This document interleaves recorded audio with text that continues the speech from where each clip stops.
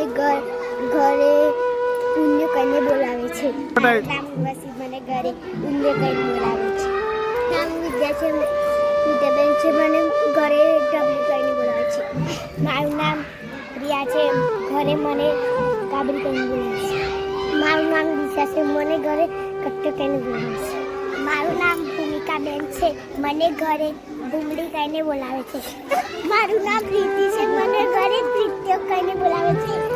મારું નામ મનીષાબેન છે, મને ઘરે કાબરી કહીને બોલાવે છે. મારું નામ નિશા છે, મને ઘરે નિશલી કહીને બોલાવે છે.